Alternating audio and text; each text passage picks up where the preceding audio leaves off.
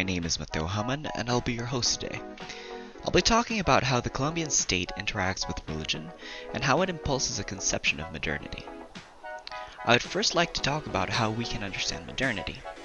In a minimal sense, modernity is based upon the radical compartmentalization of topics that today we understand are interlinked, and it began with the separation of religious interpretation and scientific understanding of the world.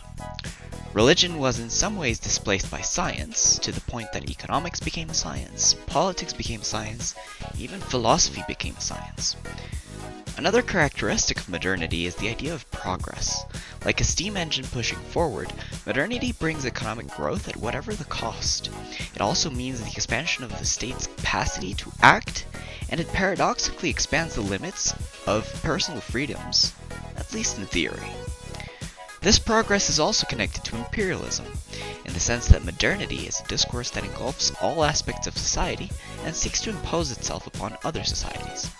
It achieves this purpose by claiming some societies as less modern or less economically developed, and seeks to modernize or develop them in order to help them go forward. However hard modernity tries to be uniform though, exceptions have always existed. The separation of church and state in Great Britain, for example, is very different to the radical laïcité in France. Similarly, the public-private dichotomy between religion and governance is not so distinct in majority Catholic countries. Colombia is no exception. For a long time, Colombia's state apparatus relied on the church to have the monopoly on demographic and civil registration matters. The Catholic Church decided who could get married and when, who could adopt, who could change their name, and it was not until 1991 that the Colombian state recognized indigenous peoples as persons with full rights and protections, as well as their distinct cultures and religions. In this context, I would like to draw two small examples and elaborate conclusions based upon them.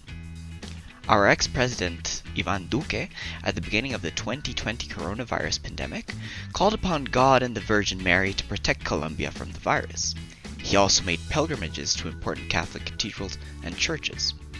In line with this, my mother was obsessed with visiting the holy sites in France, Spain, and Croatia after the pandemic ended to protect our family unit and bless our relatives, as well as to thank God for sparing our family from tragedy. President Duque also pushed for the technologization of Colombia's industries and vowed at the beginning of his presidency to create Latin America's Silicon Valley. He claimed to do this for the economic progress and technologization of Colombia's economy. This example will contrast with the new ambassador to the United Nations that Colombia currently has. After the left-wing candidate Gustavo Petro won the electoral race for the presidency, he vowed to include historically marginalized groups into politics. One of the people he brought in is Leonor Salabata, who recently in an interview with Maria Jimena Duzan, an important journalist, said the following, and I am paraphrasing. The indigenous worldview is that all life, and especially all plants, are sacred. For the UN, this is incredibly important. It is a worldview that is aligned with the international objectives to preserve the flora and fauna of the world. In this sense, the indigenous worldview is the most modern worldview of all. This prompted a short discussion. Is there a possibility that Colombia is creating its own conception of modernity? One where the alignment with ecological purposes and the alignment with green technology is the new form of modernity? Could it be that we, by embracing indigenous ecologism and keeping Catholic culture in our private and somewhat public spheres, some form of this symbiosis between a distinct religious worldview, a distinct cultural worldview, based on indigenous traditions, and one based on European imperialism?